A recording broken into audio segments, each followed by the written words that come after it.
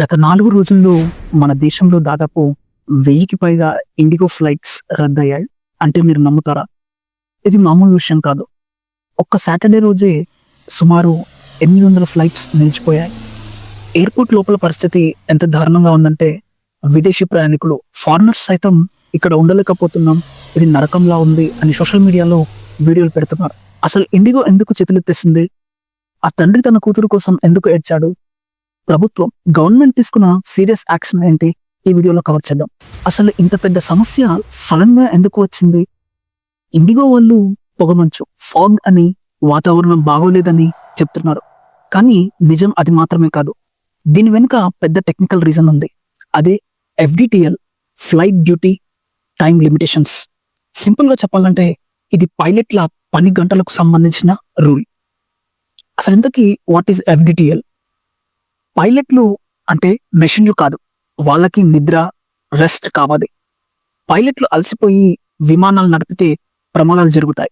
అందుకే మన ప్రభుత్వం DGCA, director general of civil aviation, కొత్త రూల్స్ ఉంది. పాత రూల్ ప్రకారం వారానికి తక్కువ రెస్ట్ ఉండేది, ఎక్కువ నైట్ డ్యూటీలు, నైట్ షిఫ్ట్స్ ఉండేవి.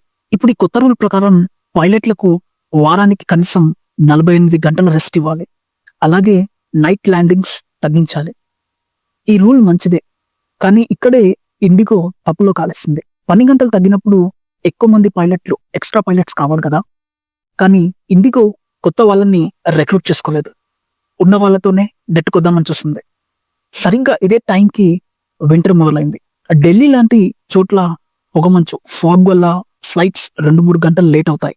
ఇక్కడే అసలు సమస్య మొదలైంది. ఫ్లైట్ లేట్ అయ్యేసరికి pilot duty time, shift time అయిపోతుంది. రూల్ ప్రకారం వాళ్ళు ఇక ఫ్లైట్ నడపకూడదు. కొన్ని వేరే పైలట్ ని పంపిద్దామంటే ఇండిగో దగ్గర బ్యాకప్ పైలట్స్, బఫర్ లేరు, పైలట్ లేడు, ఫ్లైట్ క్యాన్సిల్, ఆ ఫ్లైట్ లో వెళ్లాల్సిన ప్యాసింజర్స్ స్టక్. ఇలా ఒకదాని తర్వాత ఒకటి డామినో ఎఫెక్ట్ లాగా వేల ఫ్లైట్స్ ఆగిపోయాయి. ఇదే ఇప్పుడు జరుగుతున్న అసలు కథ. ఈ టెక్నికల్ సమస్యల వల్ల సామాన్య ప్రజలు ఎంత నరకం అనుభవిస్తున్నారో 2 వీడియోలు చూస్తే అర్థమవుతుంది. Incident 1, the sanitary pad plea. Delhi airport లో ఒక తండ్రి ఇండిగో స్టాఫ్ ని బతిమలాడుతున్న వీడియో మీరు చూసే ఉంటారు. ఫ్లైట్ లేట్ అవ్వడం వల్ల తన కూతురికి పీరియడ్స్ వచ్చి బ్లీడింగ్ అవుతుందని, దయచేసి ఒక శానిటరీ ప్యాడ్ ఇవ్వండి అని ఆ తండ్రి ఏడుస్తూ అడగడం దేశం మొత్తాన్ని కంటతడి పెట్టించింది. ఒక నెంబర్ 1 ఎయిర్లైన్ కనీసం ఇలాంటి బేసిక్ హెల్ప్ కూడా చేయలేకపోయిందా అని జనం మండిపడుతున్నారు. ఇక incident 2, job fear.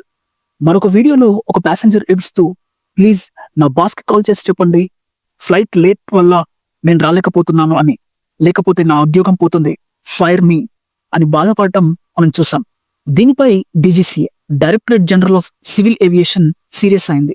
IndiGo CEOకి show cause notice జారీ చేసింది. టికెట్ రేట్లు పెంచకూడదని స్ట్రిక్ట్ గా ఆర్డర్ వేసింది.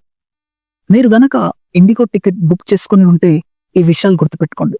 Full refund number 1. మీ ఫ్లైట్ క్యాన్సిల్ అయితే మీకు పూర్తి డబ్బులు వెనక్కి ఇస్తారు. Number 2, free rescheduling.